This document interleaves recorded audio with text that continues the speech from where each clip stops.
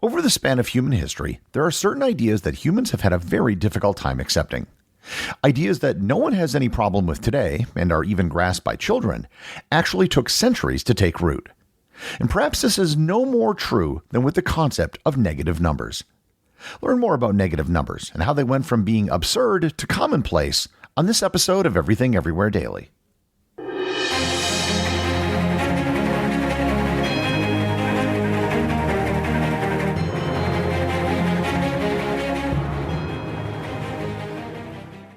Mobile phone companies say they offer home internet. But if their internet comes from a cell phone network, you should know. It's just phone internet, not home internet.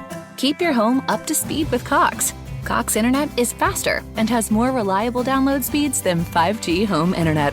Cox is the real home internet you're looking for. Based on Cox analysis of Ookla speed test intelligence data Q3 2022 and Cox serviceable areas, visit cox.com/internet for details.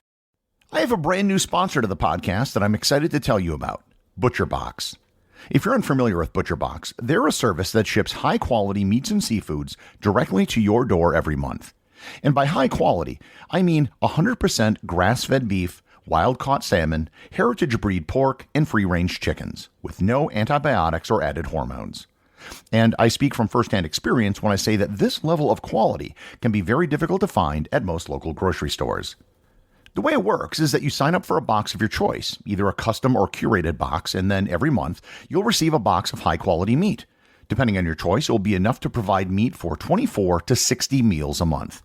Shipping is free, and everything arrives at your door frozen for freshness. You can get free chicken nuggets for a year and 10% off your first box when you sign up today. That's a 22-ounce bag of gluten-free chicken nuggets in every order for a year when you sign up at butcherbox.com/daily. and use promo code DAILY. Once again, that's butcherbox.com/daily, promo code DAILY. I've previously done episodes on the number 0, infinity, and complex or imaginary numbers. All of these mathematical concepts were difficult for people at first to grasp because they aren't things that we deal with in everyday life. Mathematics had its origin in counting simple objects. If you had 2 sheep, you could count 1, 2 sheep. You couldn't count 0 sheep. You couldn't count an infinite number of sheep. And there certainly can't be a negative number of sheep. The first instance of negative numbers, which is mentioned in historical accounts, comes from the Greek mathematician Diophantus of Alexandria. In the 3rd century, he wrote a book titled Arithmetica, which was a series of solutions to algebraic equations. One such equation which he encountered was the simple equation 4x plus 20 equals 4. If you do the math and rearrange the terms, you'll find the solution of this equation is -4. Solving this equation isn't really controversial, but Diophantus just considered the result to be absurd because he couldn't see how you could have a negative amount of something. Much of this had to do with the fact that algebra, as a separate abstract discipline, didn't really exist yet at the time. It was intrinsically tied up with geometry, and in geometry, you can't have a negative length of something. The Diophantine view of negative numbers ended up becoming the predominant view of negative numbers in European mathematics for centuries. However, around the same time that Diophantus was working in Alexandria, Chinese mathematicians were developing their own system of mathematics. The Chinese mathematician Lu Wei in the 3rd century wrote the very first rules for the addition and subtraction of negative numbers. Lu's system of counting wasn't so much a mathematical innovation as it was an accounting innovation. He created a system of positive red symbols and negative black symbols. The black and red would cancel each other out and were used to determine how much tax someone owed. The negative numbers Lu Wei worked with weren't as controversial in China as the negative numbers that Diophantus dealt with in Alexandria. Historians have wondered why negative numbers were embraced in China but not in Greece. One theory is that it may have had something to do with the Chinese worldview of accepting a duality. However, it probably might have had something to do with what the numbers were trying to measure. Diophantus was thinking in terms of physical things and geometric lines. Lu Wei was thinking in terms of taxes. While it may be difficult to imagine a negative number of sheep, it's very easy to understand owing someone a debt.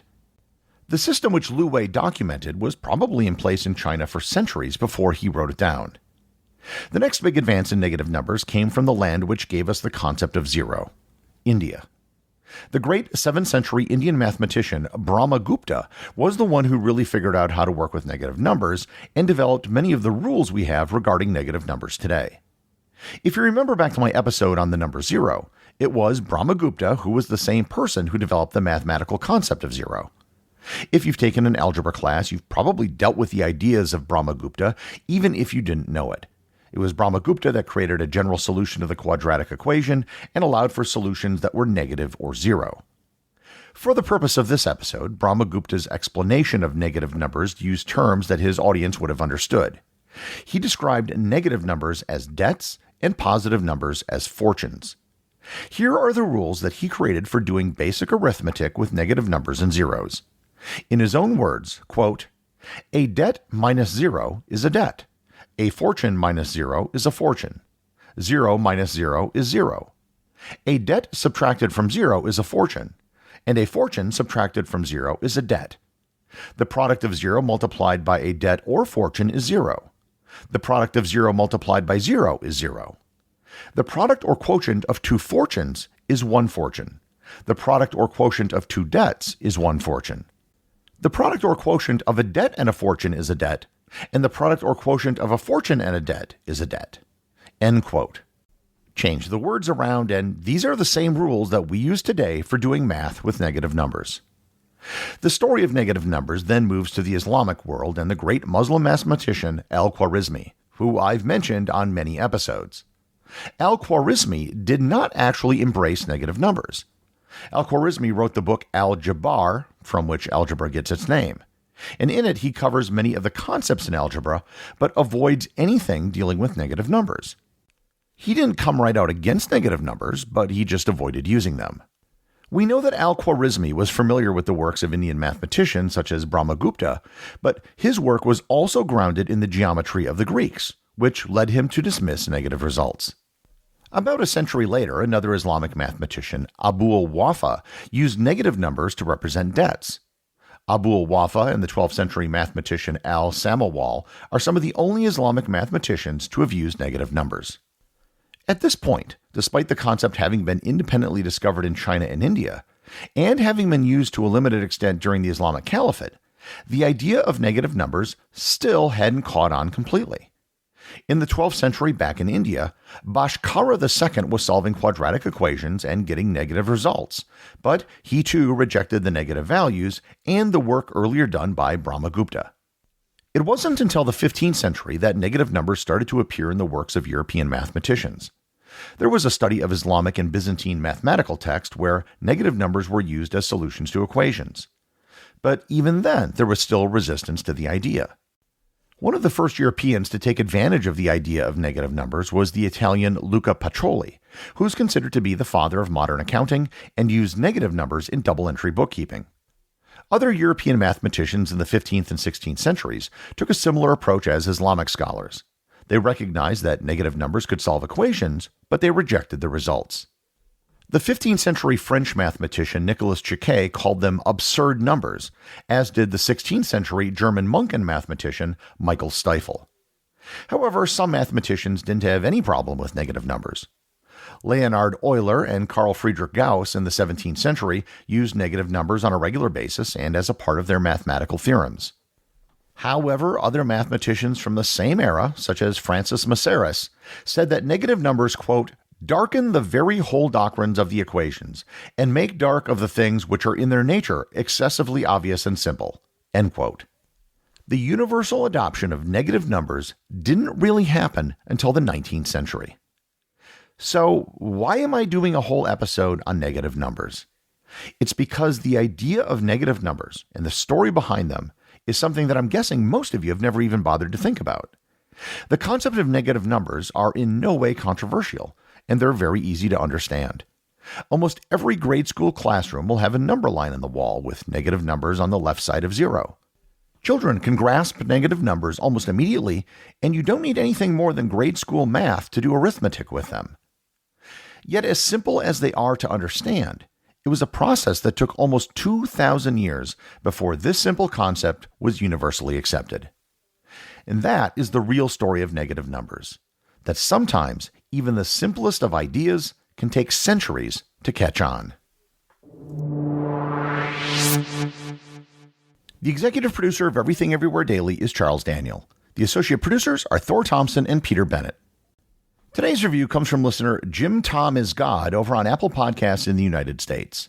They write, "Done yet never done. Finally joined the Completionist Club. Still awaiting my membership benefits. Could you check on that? Thanks. After literally hundreds of podcasts, I still look forward to my daily dose.